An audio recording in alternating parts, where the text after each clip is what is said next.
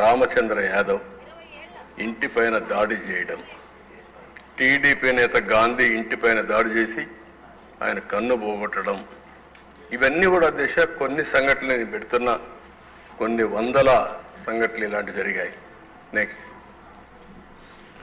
ఇక్కడ దేశ పార్టీ ఆఫీసుల పైన ఒకటి Telugu Desam party national office, Gannavaram party Telugu Desam party, టెక్కల్లో జనసేన కార్యాలయం, ఆఫీసుల పైన దాడి చేసే సంస్కృతి ఎందుకు అధ్యక్ష తెలుగుదేశం పార్టీని పైన చేశారు? గంజాయి పెరిగిపోయింది, డ్రగ్స్ పెరిగిపోయినాయి అని నిరసన తెలియజేసి ప్రెస్ కాన్ఫరెన్స్ పెడితే మీరు ప్రెస్ కాన్ఫరెన్స్ పెడతారా అని చెప్పి దాడి చేసే పరిస్థితికి వచ్చారు అధ్యక్ష. దానిపైన 2 రోజులు నేను నిరసన చేశాను, ఢిల్లీకి పోయి కూడా రిప్రజెంట్ చేశాను. నిన్నటి వరకు కేసు పెట్టే పరిస్థితి లేకుండా ఇప్పుడు కేసులు పెట్టే పరిస్థితికి వచ్చాం. నెక్స్ట్ అధ్యక్ష 1-2 కాకుండా మీరు చూస్తే తోట చంద్రయ్య చాలా దారుణంగా ఇంటి ముందర నడి రోడ్డులు ఎంత పైశాచికంగా మాట్లాడారంటే జై జగన్ అని చెప్పు వదిలిపెడతాం మా పార్టీలో చేరమంటే అప్పుడు కూడా జై తెలుగుదేశం జై చంద్రబాబు అని చెప్పి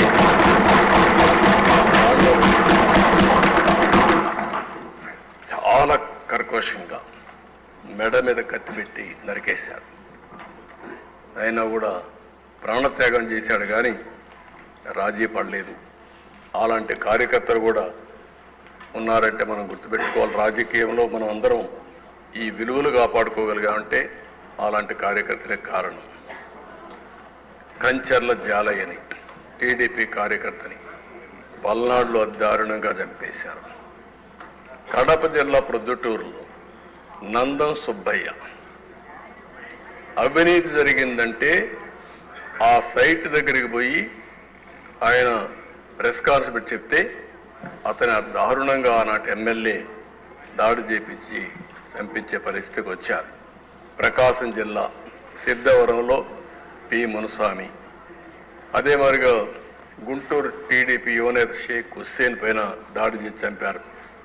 ఇంకో పక్కన దేశ యుద్ధనపూడిలో కారుమంచి చౌదరి పైన దాడి చేసి చంపేసే పరిస్థితికి వచ్చారు.